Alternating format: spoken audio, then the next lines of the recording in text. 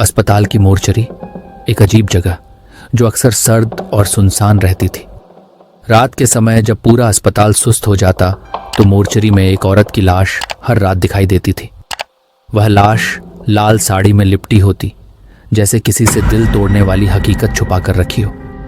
अस्पताल के गार्ड्स और नर्सेस कहते थे कि यह आत्मा उन महिलाओं की है जिन्हें कभी अस्पताल ने रेड लाइट एरिया में तस्करी के लिए भेजा था, लेकिन कोई भी इसका नाम नहीं लेना चाहता था। लेकिन मैं इसका नाम जरूर लेना चाहूंगा। इससे पहले आप जल्दी से इस वीडियो को लाइक कीजिए और चैनल को सब्सक्राइब कीजिए और अपनी राय कमेंट बॉक्स में देना बिल्कुल मत भूलना।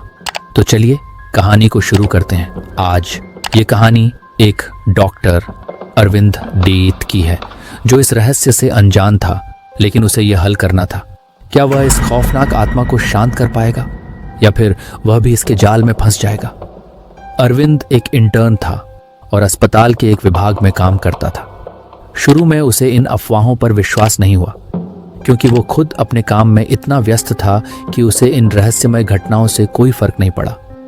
लेकिन एक रात उसकी किस्मत ने उसे एक ऐसा मोड़ दिया जिससे वह कुछ दिनों में पूरी तरह बदल जाएगा। वह रात थी जब अरविंद की शिफ्ट खत्म हो रही थी। अस्पताल में लोग अब सोने जा चुके थे और अरविंद मोर्चरी की तरफ बढ़ा, जहां कुछ नर्सेस उसे कोई खौफनाक कहानी सुना रही थी।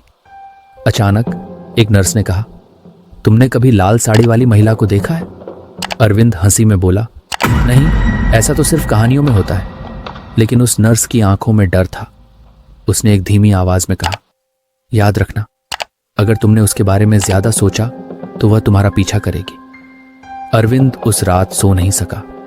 उसकी आंखों के सामने वही छवि आई, वही लाल साड़ी में लिपटी लाश। वह उस खौफनाक दृश्य को मन से निकाल नहीं पा रहा था। वह यह जानने के लिए उत्सुक था कि आखिर यह आत्मा किसकी है और क्यों इतनी खौफनाक है। अगली सुबह अरविंद ने अस्पताल के पुराने रिकॉर्ड्स और दस्तावेजों को खंगालना शुरू किया। उसे कुछ अजीब दस्तावेज मिले जो रेड लाइट एरिया से जुड़ी एक पुरानी कहानी से संबंधित थे। वह एक पुराने डॉक्टर के नाम पर था जो इस अस्पताल का संस्थापक था। दस्तावेजों में एक नाम बार बार आता था, नैना। नैना उस समय की एक महिला थी जो कभी इस अस्पताल के द्वारा अवैध तस्करी के लिए रेड लाइट एरिया भेजी जाती थी। वह केवल एक औरत नहीं थी, बल्कि उन सभी महिलाओं की मुखिया थी जो इस गंदे धंधे का हिस्सा बनी थी।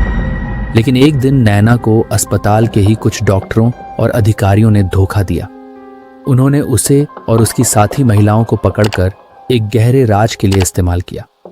नैना, जो खुद इस सब की सरगना थी, किसी दिन गवाही देने की योजना बना रही थी, लेकिन इससे पहले उसे मार दिया गया। मरने से पहले नैना ने अस्पताल के खिलाफ अपने बदले की योजना बनाई। उसकी आत्मा ने यह शाप दिया कि वह हर उस शख्स को मारेगी जिसने उसके और उन जैसे औरतों के साथ हुए अत्याचार के बारे में जानने की कोशिश की। एक रात जब अरविंद मोर्चरी में अकेला था, उसे अचानक से कागजात की अजीब गंध आई। जैसे ही उसने एक पुरानी अलमारी खोली, उसके हाथ में एक लिफाफा आ गया जिस पर खून से लिखा था, नैना के कागजात। जैसे ही उसने लिफाफा खोला, अचानक कमरे की हलचल बढ़ गई। मोर्चरी की लाइटें एक एक करके बंद होने लगी। अरविंद का दिल धड़कने लगा। कमरे में अंधेरा घना हो गया और एक सर्द हवा का झोंका आया। अरविंद के हाथ में वह कागजात आ चुके थे, लेकिन उसे यह महसूस हो रहा था कि नैना की आत्मा अब उसे निगलने के लिए आ चुकी है। उसने कागजात को पलटते हुए पढ़ना शुरू किया और पाया कि नैना की आत्मा उस अस्पताल के उन गहरे रहस्यों से जुड़ी थी जिन्हें वह खुद नहीं जानता था। लेकिन तभी मोर्चरी में एक अजीब आवाज आई, जैसे किसी ने धीमी आवाज में उसका नाम पुकारा। अरविंद ने मुड़कर देखा और पाया कि लाल साड़ी में लिपटी एक धुंधली आकृति उसकी ओर बढ़ रही थी। वह महिला थी नैना। नैना की आत्मा अब अरविंद के सामने खड़ी थी। उसकी आंखों में गुस्सा और शाप था। उसने कहा, तुमने मेरे राज को जानने की कोशिश की, अब तुम्हारी बारी है। अरविंद के हाथों में वह कागजात थे, लेकिन वह समझ नहीं पा रहा था कि उसे क्या करना चाहिए। नैना की आत्मा ने धीरे धीरे उसे घेर लिया और उसकी सांसें थमने लगीं। सिर्फ एक तरीका था, नैना को शांत करने के लिए उस पुरानी इमारत में जाकर वह गहरे राज ढूंढने होंगे जो नैना की आत्मा को शांति दे सके। लेकिन उस इमारत में प्रवेश करना ही मौत का सामना करना था। अरविंद ने यह तय किया कि वह अपनी जान जोखिम में डालकर नैना की आत्मा को शांति देने की कोशिश करेगा। अब वह मोर्चरी और अस्पताल की उस पुरानी इमारत के रहस्यों में खो जाने वाला था। अरविंद के हाथ में वे कागजात थे, लेकिन उसका दिल घबराया हुआ था। नैना की आत्मा उसे घेर चुकी थी और वह जानता था कि अगर उसने अब कदम पीछे खींचे तो उसकी मौत तय थी। उसकी समझ में यह नहीं आ रहा था कि वह क्या करे। मोर्चरी की सर्द हवा और नैना की गहरी आवाज के बीच अरविंद ने अपना साहस जुटाया। वह जानता था कि अब एक ही रास्ता था, उस पुरानी इमारत में जाकर उन राजों को ढूंढना जो नैना की आत्मा को शांति दे सके। लेकिन यह रास्ता उसके लिए केवल मौत की ओर जाता दिखता था। अरविंद ने उन कागजातों को अपनी जेब में डाला और धीरे धीरे मोर्चरी से बाहर निकलते हुए अस्पताल की पुरानी इमारत की ओर बढ़ने लगा। यह इमारत अस्पताल के सबसे पुराने हिस्से में थी, जहां अब कोई नहीं जाता था। कुछ साल पहले इस इमारत को बंद कर दिया गया था क्योंकि कुछ अजीब घटनाएं घटित हो रही थीं। लोगों ने यहां से लापता होने की शिकायतें की थीं और यह हिस्सा अब खंडहर की तरह था। अरविंद ने अपनी जेब में एक टॉर्च डाली और इमारत की ओर बढ़ने लगा। जैसे जैसे वह उस खंडहर में कदम रखता गया, अंधेरा घना होता गया। उसने टॉर्च की रोशनी को इमारत के अंदर फैलाया और उसकी रोशनी में पुराने टूटे हुए फर्नीचर, दीवारों पर उकेरे गए अजीब निशान और इमारत की जंगली हालत साफ दिखाई दे रही थी। तभी एक आवाज गूंज उठी, तुम यहां क्यों आए हो? यह आवाज धीमी, घबराई हुई और पंछियों की तरह भटकती हुई थी। अरविंद ने देखा, कोई नहीं था, लेकिन उस आवाज में कुछ ऐसा था कि उसे दिल में गहरी ठंडक महसूस हुई। अरविंद को महसूस हुआ कि वह केवल एक भूतिया इमारत में नहीं, बल्कि एक गहरे अंधेरे के अंदर घुस चुका था, जो नैना की आत्मा के रहस्यों से भरा हुआ था। उसने उन कागजातों को निकाला और उन्हें पढ़ने की कोशिश की। कागजों में बताया गया था कि नैना की आत्मा के शांत होने का एकमात्र तरीका उसकी मृत्यु के कारणों को उजागर करना और उस राज को सामने लाना था जो अस्पताल के अधिकारियों ने छुपाया था।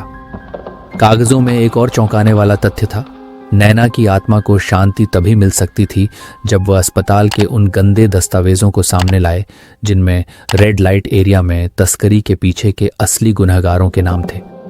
ये दस्तावेज उसी इमारत में कहीं छुपे हुए थे जहां अरविंद अब खड़ा था। जैसे ही वह एक कमरे में घुसा, अचानक से सारी लाइटें बुझ गईं। वह चौंका और टॉर्च के जरिए इधर उधर देखने लगा।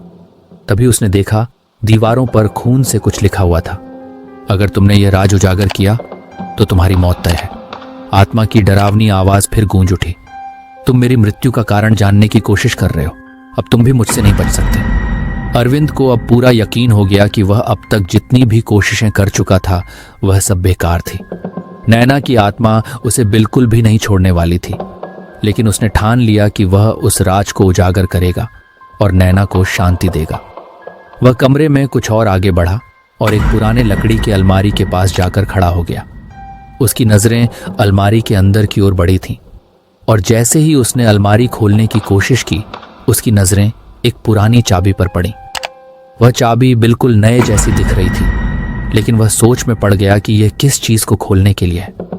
इसी बीच हवा में एक गहरी चीख गूंज उठी। अचानक से नैना की भूतिया छवि सामने आई। लाल साड़ी में लिपटी हुई उसका चेहरा घृणा और गुस्से से भरा हुआ था। वह अरविंद की ओर बढ़ी और बोली, तुमने जो किया है उसका अंजाम भुगतो। अरविंद ने अपनी घबराहट को काबू करते हुए चाबी को पकड़ा और अलमारी में ढूंढने लगा। उसका दिल जोर जोर से धड़क रहा था और उसकी सांसें अटकने लगी थीं। अलमारी के अंदर एक पुराना दस्तावेज मिला। अरविंद ने दस्तावेज को खंगाला और पाया कि यह वही कागजात थे जो नैना की मौत से जुड़े थे। इन दस्तावेजों में साफ तौर पर अस्पताल के अधिकारियों और डॉक्टरों के नाम थे जो नैना और उसके साथियों को अवैध रूप से तस्करी के लिए भेजते थे। एक और चौंकाने वाला खुलासा यह था कि इस सब के पीछे अस्पताल का संस्थापक था, जो एक शक्तिशाली व्यक्ति था और नैना के साथ हुए अत्याचार में शामिल था। अरविंद ने दस्तावेजों को पढ़ा और नैना की आत्मा से कहा, मैं तुम्हारी कहानी सबको बताऊंगा, तुम्हारा बदला पूरा होगा। जैसे ही उसने यह शब्द कहे, नैना की आत्मा की चीख गूंज उठी, लेकिन फिर एक चमत्कारी शांति आ गई। उसकी लाल साड़ी में लिपटी आकृति धीरे धीरे धुंधली हो गई। अब नैना की आत्मा को शांति मिल चुकी थी, लेकिन अरविंद जानता था कि अब यह कहानी खत्म नहीं हुई थी। अस्पताल के अधिकारियों और डॉक्टरों के खिलाफ कदम उठाने के लिए उसे अब अपनी सुरक्षा के लिए कुछ करना होगा। ये केवल नैना का बदला नहीं था, ये उस पूरे गंदे सिस्टम का खुलासा था जो इस अस्पताल में चल रहा था। नैना की आत्मा को शांति मिल चुकी थी, लेकिन अरविंद जानता था कि वह अभी भी एक खतरनाक जाल में फंसा हुआ था। अस्पताल के भीतर और उसके बाहर उन राजों को छुपाने के लिए बहुत शक्तिशाली लोग थे, और अब अरविंद उनके निशाने पर था। नैना की आत्मा को शांति देने का मतलब था कि वह अब उन गहरे राजों को सामने लाने का कदम बढ़ाएगा, लेकिन इस रास्ते में उसका सबसे बड़ा दुश्मन वह सिस्टम था जो वर्षों से इस अस्पताल में सशक्त रूप से राज कर रहा था। अरविंद ने नैना के कागजातों को सुरक्षित किया और अस्पताल की कुछ विश्वसनीय जगहों पर उनके असली अपराधियों के बारे में जानकारी इकट्ठी करने का प्लान बनाया। उसे पता था कि उसे इन कागजातों को किसी सार्वजनिक जगह पर लाकर ही वह इन गुनहगारों को बेनकाब कर सकता है, लेकिन यह इतना आसान नहीं था। वह अब एक गहरे खेल का हिस्सा बन चुका था, जहां न केवल नैना के अपराधी उसका पीछा कर रहे थे, बल्कि अस्पताल के ऊंचे पदों पर बैठे लोग भी उसके खिलाफ साजिशें रच रहे थे। अरविंद ने पहली बार देखा था कि अस्पताल का संस्थापक डॉ आकाश, जो हमेशा से एक सम्मानित व्यक्ति के रूप में जाना जाता था, दरअसल इस पूरे रेड लाइट एरिया के तस्करी नेटवर्क का हिस्सा था। इसके अलावा कुछ वरिष्ठ डॉक्टर और प्रशासन के लोग भी इस धंधे में शामिल थे। एक रात अरविंद ने अपनी जान जोखिम में डालते हुए अस्पताल के एक पुरानी बंद जगह में प्रवेश किया, जहां आकाश और अन्य गुनहगारों के बारे में और भी खतरनाक राज छुपे हुए थे। वहां उसे एक सीक्रेट लैब मिली, जहां इन सब अपराधों की योजना बन रही थी। लैब के अंदर कुछ कैमरे लगे हुए थे और वहां कुछ गुप्त दस्तावेज भी थे, जो यह साबित करते थे कि आकाश ने उन महिलाओं को अस्पताल के नाम पर बेचने के अलावा कुछ और जघन्य अपराध भी किए थे। अरविंद ने इन दस्तावेजों को फोटोकॉपी किया और उसे सुरक्षा के लिए किसी भरोसेमंद व्यक्ति के पास भेजने की योजना बनाई। लेकिन जैसे ही वह लैब से बाहर निकलने की कोशिश कर रहा था, एक खौफनाक सन्नाटा छा गया। अचानक आकाश और उसके कुछ गुर्गे कमरे में दाखिल हुए।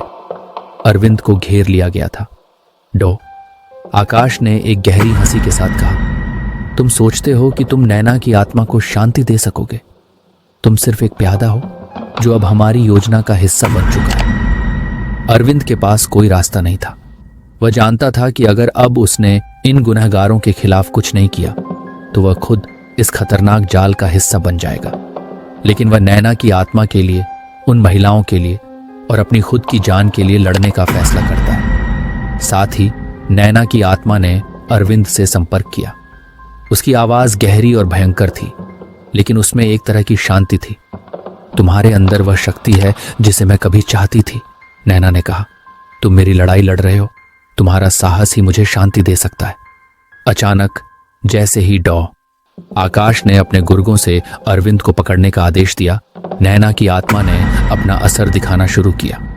मोर्चरी से लेकर अस्पताल के सारे कोनों तक उसकी आवाज गूंजने लगी। अस्पताल की दीवारों से खौफनाक चीखें सुनाई देने लगीं और अंधेरे में एक बर्फीली ठंडक फैल गई। आकाश और उसके गुर्गों की आंखों में डर की झलक दिखने लगी।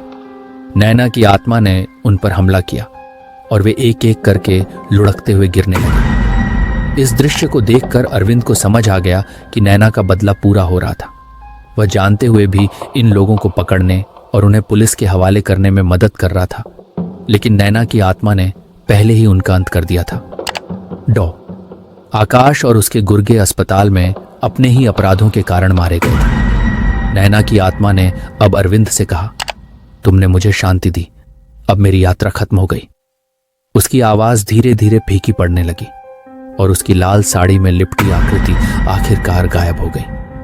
अस्पताल के सभी गुनहगारों के अपराध उजागर हो चुके थे और अब नैना की आत्मा को शांति मिल चुकी थी। अरविंद ने उन कागजातों को सार्वजनिक कर दिया और अस्पताल के अधिकारियों और पुलिस को उनके अपराधों के बारे में सूचित किया। उसकी कहानी मीडिया में छाई और अस्पताल के भीतर हुए भयानक धंधे के राज दुनिया के सामने आए। हालांकि नैना की आत्मा को शांति मिल गई थी, लेकिन अस्पताल के कई गहरे राज अभी भी बाकी थे। अरविंद जानता था कि यह सब खत्म नहीं हुआ था। अस्पताल में और भी लोग थे जिन्होंने नैना की तरह अपनी जिंदगी खो दी थी और जिनकी आत्माओं को अब भी शांति की तलाश थी। अगला कदम क्या होगा? क्या अरविंद एक और यात्रा की शुरुआत करेगा जहां और भी खौफनाक घटनाओं का सामना करना होगा? क्या वह उन आत्माओं को शांति दिला पाएगा जो अब भी इस अस्पताल में फंसी हुई हैं? यह कहानी समाप्त हुई, लेकिन अरविंद के लिए यह सिर्फ एक अध्याय था। अगले भाग में वह एक और अंधेरे सच का सामना करेगा जहां नैना जैसी और आत्माएं शांति की तलाश में होंगी। तो दोस्तों, कैसी लगी आपको ये स्टोरी? हमें कमेंट करके ज़रूर बताइए और ऐसी ही इंटरेस्टिंग स्टोरी के लिए इस चैनल को लाइक, शेयर, सब्सक्राइब करना बिल्कुल मत भूलिए। तो मिलते हैं एक और इंटरेस्टिंग कहानी के साथ। धन्यवाद।